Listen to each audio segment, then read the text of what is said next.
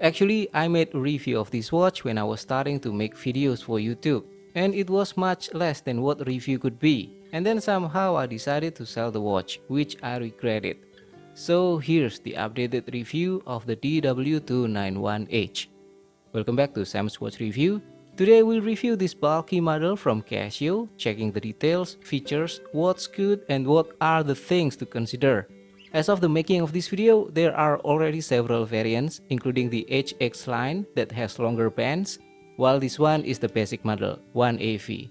But before talking further, let's take a look at its older brother, the DW290. As shown here, both have a large case with 200 meters water resistant and the useful scratch resistant mineral glass. It's just that in terms of functions, the DW290 is closer to the G-Shock DW5600, while this one is closer to the AE1200 World Time. Speaking of style, this is the kind of watch that you will love or hate. Some say it looks tough, some say it's ugly, but to me this watch is different. Now the dimensions. The watch is quite large. It weighs 63 grams with a square case measuring 50.5mm lug to lug, 50.4mm wide, and 13.5mm thick. It's considerably huge for a non-G-Shock series. As shown on the panel, it has HD marking on it, or heavy duty. I cannot find any reliable reference on Casio website about this, but their HD lineup has two similar features, a 10-year battery and at least 100 meters water resistant. This watch covers both. The battery is rated for 10 years with a CR2025 and the water resistance is 200 meters, which is above the other HD models. And with this extra water resistance, you can use the watch for swimming and even snorkeling. Now about the materials. The case is resin, the crystal is mineral glass, so it's scratch resistant. And for the bands, they are polyurethane resin with a plastic buckle and resin keeper. The case looks sturdy and feels solid. It is well made, smooth and precise. It also features 4 real screws that add a coolness factor to the design. However, there are things to note. Number 1, the bezel, although looks like metal, it's not. It is resin that is colored like a metal plate. Number 2, the resin is not shock-proof like their G-Shock lineup. However, with its large size, it gives added protection, and many users have shared their good experiences with the durability. Number 3, the bezel is at the same level as the crystal without protruding parts, so it does not provide additional protection.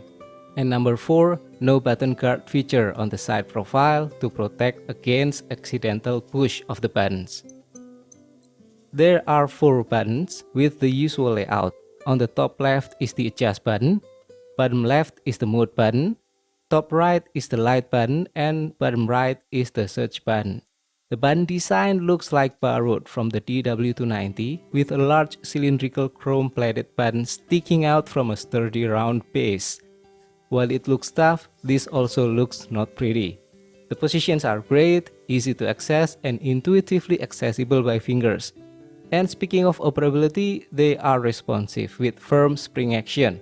However, with no button guard, it might get pressed accidentally. Okay, moving on, this watch also has a mute or silent button operation, which helps a lot when you need to operate the watch silently. Just push the mode button and hold until the mute icon is shown.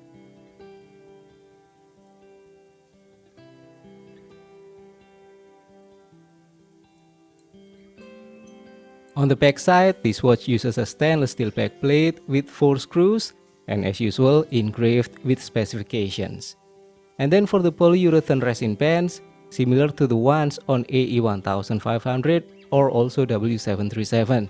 This is the buckle side with the plastic buckle and resin keeper. And here's the tail side. It uses 18mm spring bars and is fitted to the lock interface so that it has a fixed curve at the beginning of the band. But interestingly, it has less overhang on my wrist thanks to the sharp angle of the curve. Now the display. The top part is showing the day, month and date. The top right dial is digital analog clock, and this might remind you of the Casio Royale, but smaller. Then below those two is the second graph that's moving horizontally, and on the main display are the large digits showing hour, minute, and second.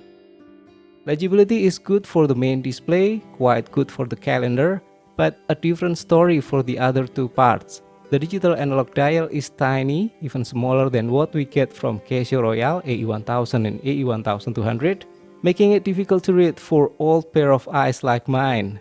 While the second graph is uselessly covered by the insert when viewed at more than 45-degree angle.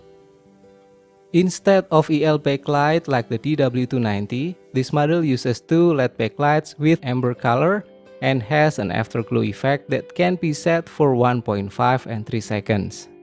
The light is positioned at the bottom left and right with just enough brightness and decent spreading, which makes it easy to read the bottom parts of the display and just enough for the top parts. Now, before we take a look at the modes, let me show you that this model has the same program 3198, same as many Casio World Time AE1200, AE1000 and so on. Therefore, it has similar menu and functions: timekeeping, world time, alarm, timer, and stopwatch. First is the timekeeping. In this mode, we have 4 cities, T1 as the home city, and then T2, T3, and T4 that can also be assigned as needed. This watch also features an auto calendar up to 2099, making the calendar setting is a one-time task. And it is rated with an accuracy of 30 seconds per month, which is great. And then for the world time, there are 48 cities to select using the search button. And next is the alarms. This watch has 5 alarms that can be set as one-time or daily alarms. There is also the hourly signal or chime option. And then the countdown timer with a span up to 24 hours, with increments of setting of 1 second, which can be very useful for many applications. But take note that unlike the DW290, it has no auto repeat feature, and also no flash alert. By the way, in this mode, the digital analog dial shows the current time. And then the stopwatch with 1/100th of a second detail, and as usual with split time feature. In this mode, the digital analog dial shows also the current time. The interface for operation and setting of the watch is easy, except maybe for the setting of T2, T3, and T4 that is unique for watches with world time, same as AE1000, AE1200, and LF20W. Now about the comfort. With its large lug-to-lug size, it somehow still firmly grips my wrist, which is slightly under 7 inches. The angle of the fitting works really well to reduce overhangs. However, with its thick profile, it sits quite tall on the wrist, and combined with the weight, you might feel it is not evenly balanced.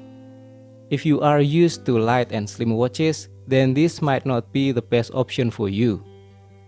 This model is currently sold for $30 to $40, which is, considering the features, is a very good price. Now for the pros and cons. On the good side, it has durable design with 200 meters water resistance and then 10-year-long battery life. It also has functional features like world time, alarms, stopwatch, and countdown timer. Also, it has comfortable fit. Despite its size, it still wears comfortably. And also value for money. It has great features at a competitive price. On the other side, there are also things to consider.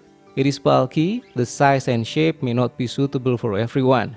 And then the analog display size is too small to read comfortably, especially in low light. And also it leaves out some of the features from the older model DW290, and that is the EL backlight, flash alert, and auto repeat for timer. In conclusion, this watch has a heavy-duty design, many useful features, and a unique look. But considering the size, it might be best suited for medium to large wrist sizes. And anyway, if you want to consider other models with 200 meters water resistance and mineral glass, you can check our review of the AE2000 and also the DW290. And that's it for today's review. I hope you've enjoyed this video. Don't forget to give it a thumbs up, comment, and subscribe for more watch reviews and tutorials. Thank you for watching and have a great day.